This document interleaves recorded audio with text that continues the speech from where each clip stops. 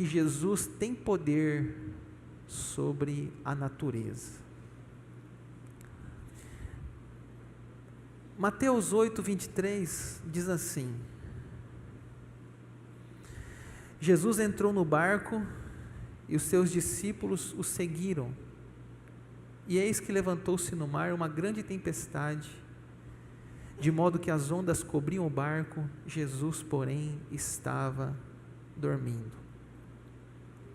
O que aconteceu aqui? Vamos estudar essa passagem e ver nessa passagem que Jesus tem poder sobre a natureza.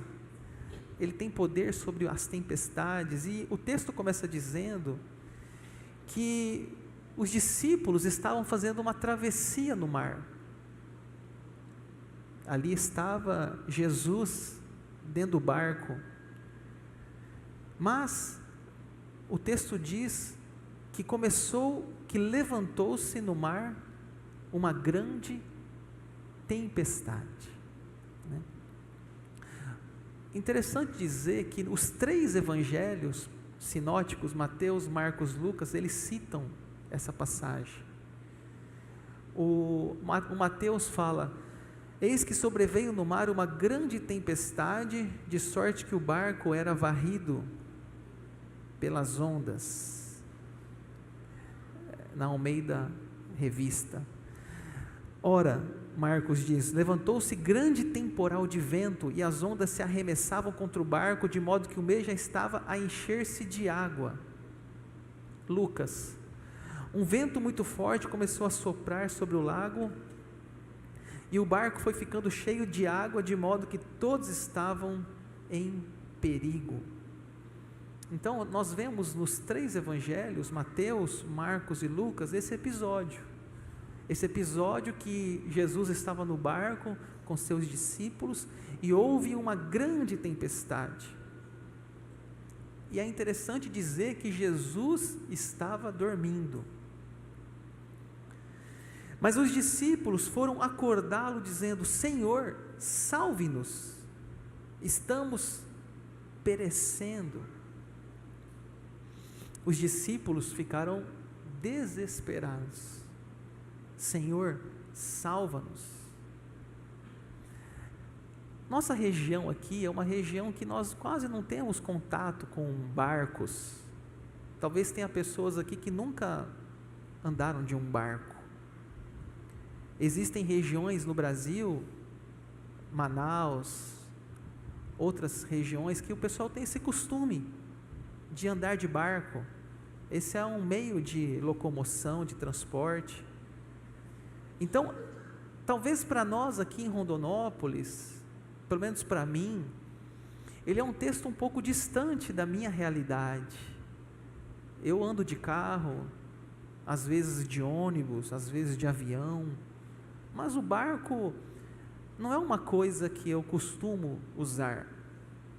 Talvez assim, a maior experiência que eu tive foi quando eu andei de avião uma vez, e foi uma turbulência tão intensa naquele voo, que eu falei: Senhor, eu te entrego a minha alma, eu estou preparado. Eu acho que foi assim, a minha experiência mais intensa. Mas os discípulos, eles estão realmente assustados. Os discípulos estão realmente preocupados. Eles falam: estamos perecendo. E alguém já disse: o mar não tem cabelo para segurar. Então o mar é uma coisa que remete insegurança. Tem pessoas que têm até medo até de água, de piscina. Eles estavam no meio de uma tempestade. Eu te pergunto aqui: você já passou por uma tempestade? Eu não estou falando de uma tempestade de um barco, mas a tempestade da vida. Eu não sei se você está sabendo, mas nesse momento eu estou passando por uma tempestade. A minha família nesse momento está passando por uma tempestade. Alguns dias atrás, a minha sogra estava reclamando de dores, estava reclamando de um incômodo no intestino, no estômago, e a coisa piorou, ela vomitou sangue, e a família então levou ela no hospital, não tem plano de saúde, aquela dificuldade de hospital, você sabe como é, demora no atendimento, já estava desfalecendo, até que conseguiu um atendimento e viu que o quadro dela era bem grave. Ela tinha lá uma hérnia, que eles chamam de hérnia encarcerada. Talvez você não vai entender esse termo técnico. Então o caso dela era grave, e ela precisou de uma cirurgia, e isso nós aqui em Rondonópolis, e a minha sogra em Cuiabá. E aí vem as notícias, começam a chegar as notícias, né?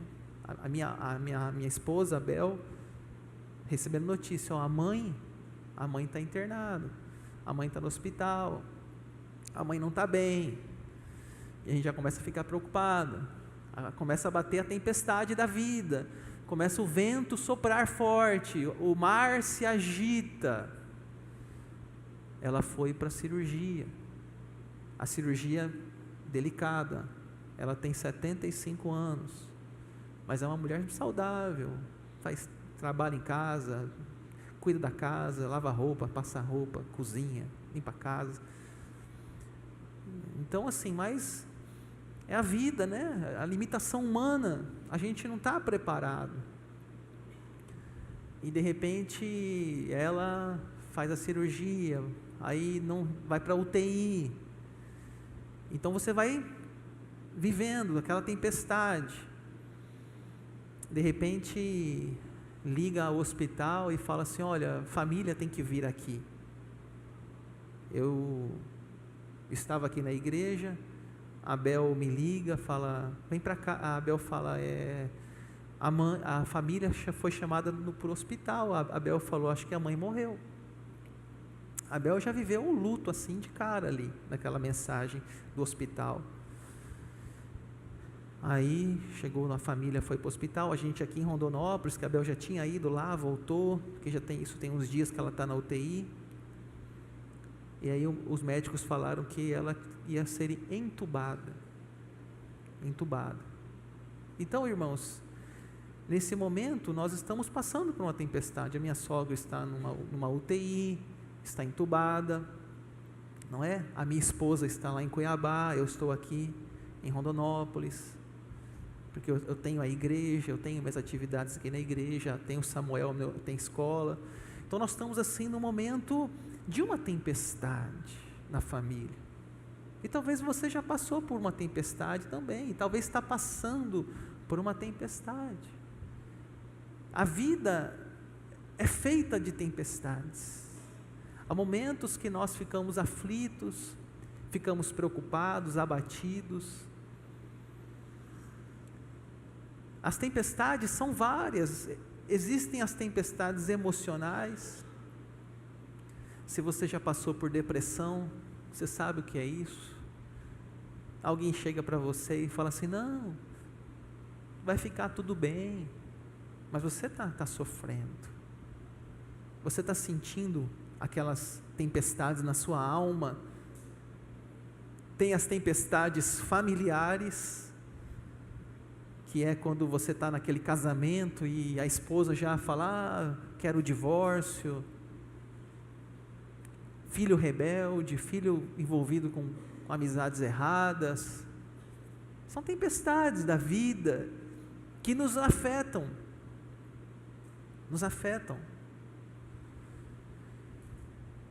Tempestades financeiras, materiais, às vezes uma notícia de desemprego, você não vê uma saída financeira para o seu problema.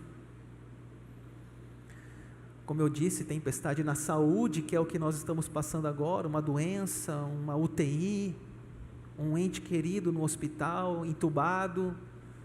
Essas tempestades, elas estão constantemente batendo no nosso barco.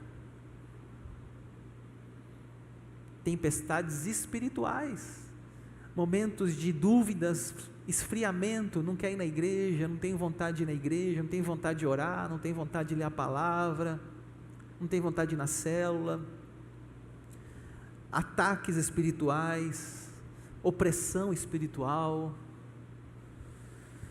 tempestades relacionais, sociais, aquela coisa de você estar em conflito com amigos, você se sentir traído por um amigo, pessoas que antes estavam próximas se afastam. Então veja que esse texto bíblico, ele não está distante de nós. Esse texto bíblico, ele está hoje acontecendo, não num mar, num lago de Genezaré, mas na nossa vida. Assim como os discípulos, muitas vezes nós dizemos: Senhor, salva-nos, Jesus, salva-nos, nós estamos perecendo, nós estamos em dificuldade, nós estamos perdidos.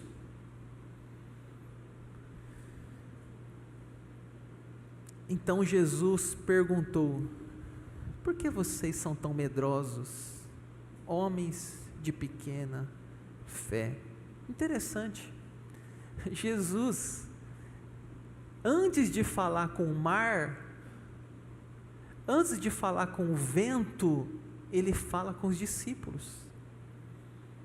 É mais difícil acalmar os discípulos do que acalmar o mar para Jesus. Existem horas que a maior tempestade não está fora, está dentro de nós. Existem momentos da vida que o maior problema não é o casamento, não é as finanças, não é a saúde, não, é a nossa pequena fé. É a nossa pequena fé. Quando vem uma tempestade, se você está firme na fé, você enfrenta aquela tempestade. Você tem estrutura, você tem conforto. Quando a fé é pequena, o medo é grande. Vamos falar essa frase juntos? Quando a fé é pequena, o medo é grande. Gente, o medo é natural. O medo faz parte da nossa vida. Mas tem horas que nós olhamos mais para a circunstância do que para Jesus. A gente olha mais para as nossas limitações, para o tamanho das ondas, do que para Jesus. O medo diz: não vai dar certo, você vai afundar. O medo diz: você não vai aguentar. O medo diz coisas que nos enfraquecem. Mas Jesus, interessante, né? Ele não fala que os discípulos não têm fé, ou fé nenhuma. Eles falam que os discípulos têm o quê? Pequena fé. Mas já é alguma coisa. O problema é se não há fé nenhuma. Mas se tem uma pequena fé, já é um ponto de partida. Tanto que esses homens aí, depois eles foram grandes homens de Deus. Porque eles estavam aqui na escola de Jesus. Aqui eles estavam aprendendo a serem homens espirituais. E depois eles foram grandes evangelistas. Mas aqui ainda, eles tinham uma pequena fé. Eles achavam que eles iam afundar, que estava decretado a derrota. Quando a fé é pequena, o medo é grande. Deixa eu dizer uma coisa para você. Diante do que está acontecendo na minha família hoje, nessa tempestade, né? Porque a pregação veio no momento da minha vivência pessoal. Eu sempre gosto de pregar, eu não gosto de aparentar para vocês aqui uma pessoa perfeita, ou uma pessoa que não tem problemas. Eu gosto sempre de ser muito transparente com a igreja, das minhas lutas também, das nossas dificuldades.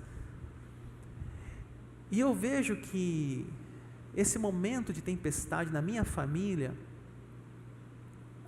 é um momento difícil, sim, mas é um momento que nós estamos sabendo enfrentar. Eu até comentei com a Bel,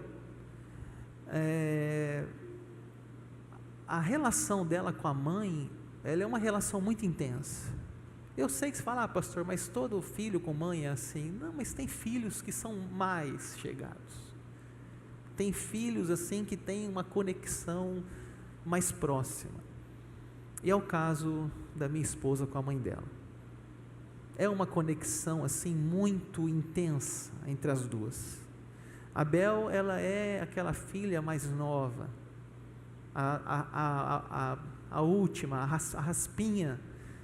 Então, a Bel sempre foi muito dengada. A Bel chegava em casa e dizia, mãe, estou com vontade de comer arroz doce. A mãe ia lá, fazia o arroz doce para ela. Ah, mãe, estou com vontade de comer a tapioca. A mãe ia lá. Então, assim, essa foi a criação. Então, esse momento para a Bel, da mãe na UTI, da mãe no hospital, entubada, não é fácil, não é fácil. Eu sei porque eu conheço a minha esposa. Mas por outro lado, eu vejo que ela está num momento assim de uma força espiritual. Eu vejo que ela está num momento assim de um fortalecimento espiritual, que ela está sabendo enfrentar a tempestade. Talvez se fosse um outro momento da vida dela, eu estou casado com ela há 20 anos, e nós já tivemos altos e baixos, momentos de ápices com Deus, e momentos de esfriamento também. Somos seres humanos, e hoje ela está num momento assim de muita conexão com Deus. Ela está acordando 5 da manhã para orar. Eu não estou falando aqui não para dizer que nós somos uma família perfeita, mas para te mostrar que quando nós estamos conectados com Deus, a gente tem mais força, a gente tem mais conforto, a gente consegue vencer. Talvez se fosse no momento que a Bel tivesse apática na fé, talvez ela já estaria numa depressão, já estaria num momento de muito choro, tristeza, solidão. Mas não, eu vejo que ela está forte. Eu converso com ela e eu vejo fé nela, eu vejo força. E ela nem está aqui, talvez nem vai ouvir essa pregação, mas para que sirva de exemplo para nós aqui, que quanto a fé é menor, maior é o medo. E quanto maior é a fé, maior a sua espiritualidade, maior a sua conexão com Deus, com a palavra, com a oração, com uma vida devocional, mais forte você fica. Amém, irmãos? Espero que vocês estejam entendendo. Eu estou expondo a minha vida aqui para que vocês entendam um princípio espiritual, que se você estiver fraco na fé, se você estiver apático na fé, que se você estiver distante da igreja, quando vier a tempestade, vai ser mais difícil para você, porque a luta é você com você mesmo. Tem horas que não é o seu cônjuge, não é o seu filho, não é ninguém, é você com você mesmo. Você tem que enfrentar. E quando a fé é pequena, o medo é grande.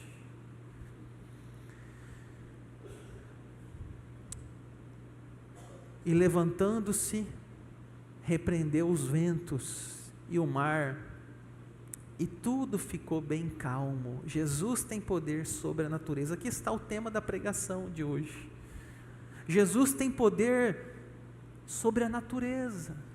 Ele fala com o mar, acalma-se. Ele fala com o vento, acalma-se, porque Ele é o dono do mundo.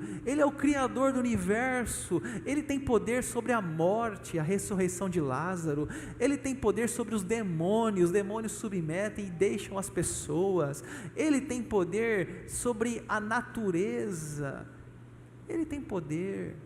Os evangelhos mostram que Ele tem poder, e no seu comando, é muito bonito, tudo ficou bem calmo. Vamos falar junto esse final do versículo?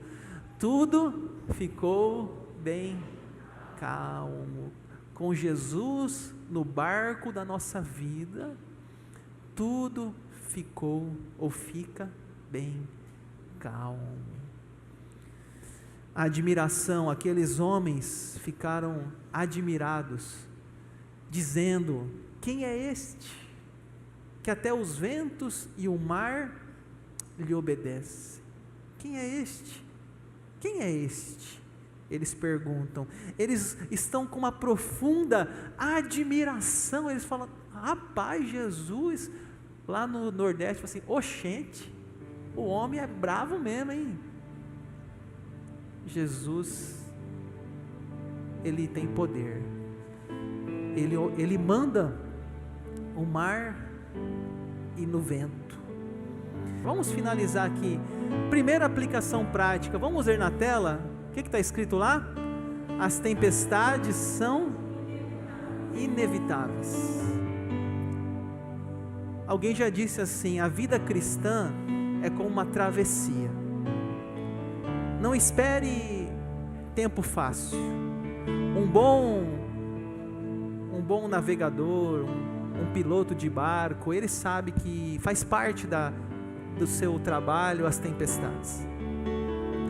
A vida cristã, ela é como uma travessia. Às vezes o mar está calmo e às vezes o mar se agita. Mas não pense que você vai estar livre de tempestade. Tempestades familiares, doenças emocionais, enfim. A segunda aplicação é que as tempestades são inesperadas. Você não espera uma tempestade. Você não recebe um WhatsApp dizendo: vem aí uma tempestade. Não. Você está na sua rotina, você está ali no dia a dia. Um telefonema dizendo: olha, a mãe não está bem, a mãe está doente. A gente vive essa realidade humana, ninguém espera, e ela chega às tempestades sem pedir licença. As tempestades também, em terceiro lugar, elas são inadministráveis, ou seja, você não tem controle. Quando eu estava lá no meu voo, eu estava no meu notebook lá e estava tentando escrever um texto, e aquela tempestade, aquela turbulência, e aí uma hora eu falei: não dá para escrever. Eu fechei a tampa do notebook e entreguei minha alma. Não tem o que fazer. Você vai fazer o quê? Você tem que apenas aguardar, porque os discípulos ali, eles viram que o barco já não tinha controle. Eles viram que não tinham o que fazer, eles não conseguiam remar, não tinham o que fazer mais. Mas o mais importante, eu encerro, é que as tempestades nos ensinam a depender de Jesus. Jesus lá, ele estava dormindo, ele acorda e ele fala assim: vento e mar, acalme-se, e tudo ficou bem calmo. Jesus, ele está no barco da nossa vida, ele está conosco. Tem muito essa visão assim, não, quando você for para a igreja, você vai ter um carro, vai ter 2, tem uma casa, vai ter 2, tem uma empresa, vai ter 2, você vai prosperar. Não é isso o Evangelho. O Evangelho não é material. Mesmo você tendo Jesus no seu barco, você vai ter tempestades. Mas tem uma boa notícia: o Mestre está lá, e Ele tem poder, Ele acalma. O Rei do céu, o Rei da terra, está no barco da nossa vida. Amém?